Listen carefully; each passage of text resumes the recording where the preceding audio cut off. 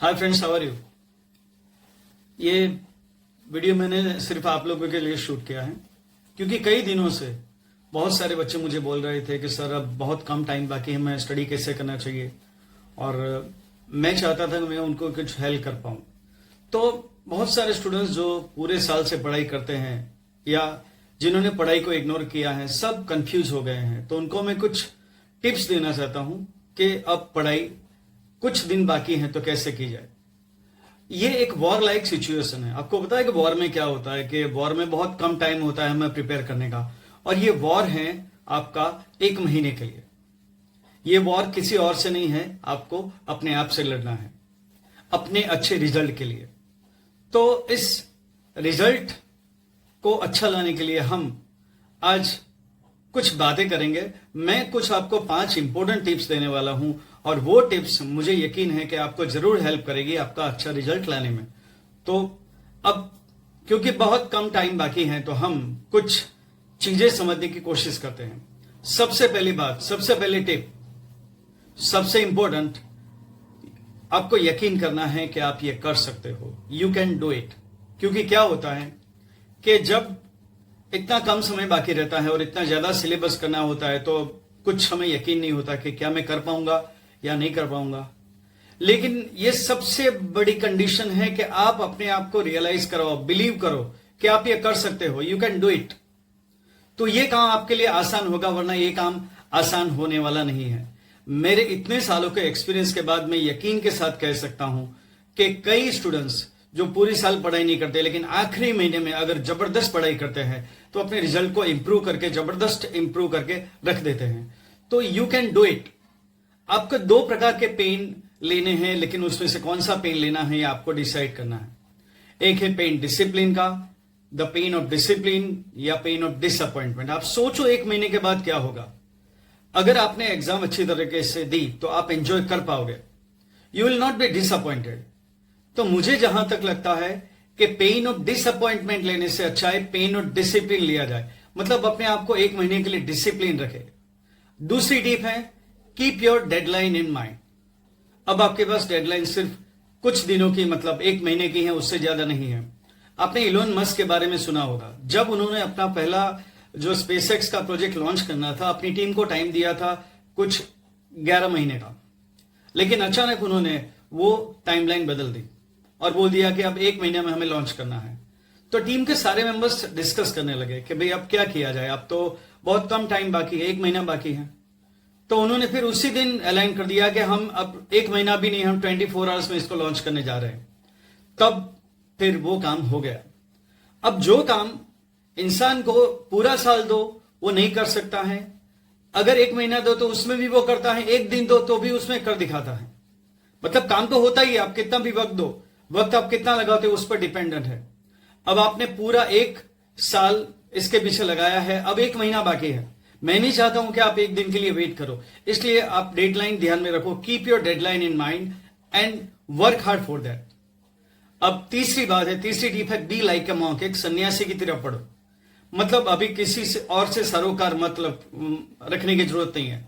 No MRF, इसका मतलब no mobile, no relatives और no friend. The best use of mobile is its non use.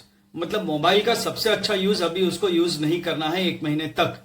अगर आप अपने आप को कंट्रोल नहीं कर सकते तो अपने मम्मी या पापा को फोन दे दो कि बोलो इसको आप 1 महीने के लिए रखो, बाद में मुझे देना, और फिर आप स्टडी अच्छी तरह से कर पाओगे।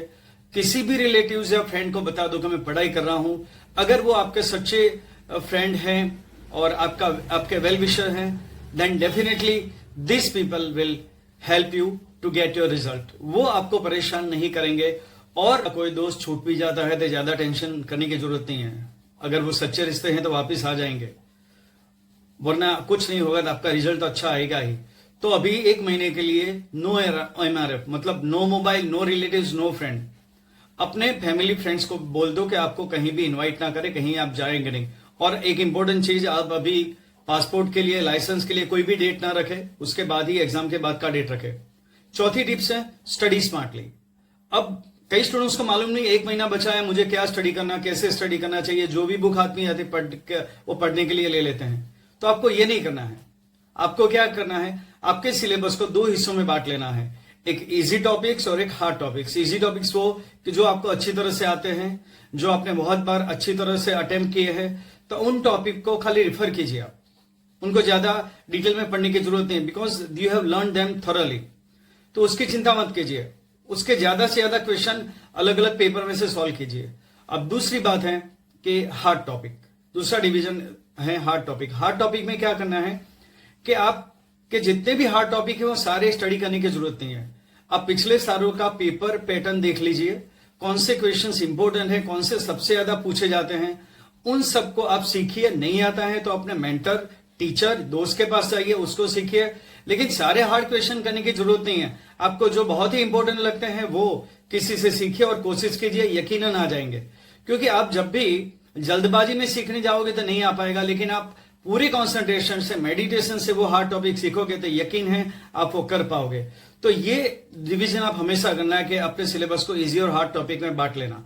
और लास्ट टिप है जो बहुत ही इंपॉर्टेंट है, यूज टाइम वाइजली। अब आपके पास 1 महीने का टाइम बचा है, उसको बहुत वाइजली यूज करना है।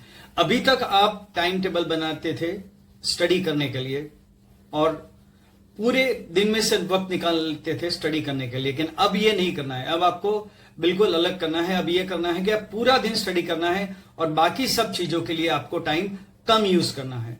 आपको खाने पीने या बाहर जाने के लिए वो टाइम को मिनिमाइज कर देना है। मतलब सिर्फ पूरा दिन पढ़ाई करना है और बाकी सब चीजों के लिए टाइम कम से कम रखना है।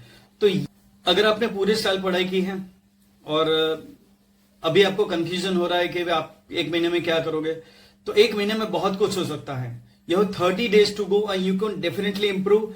You can bring your result up to 90% if you work hard continuously. आप ये महीना सबको भूल जाओ, अपने आप को दे दो सिर्फ। Be selfish for this 1 month। Don't give time to anyone, just be yourself. अपने रूम में चले जाओ सन्यासी की तरह और बाकी सब डिस्ट्रैक्शन को हटा दो। अगर आप इतना कर लेते हो तो result will be definitely good, and I wish you all the best for your exam, and I'll keep bringing such videos for you. Thank you all.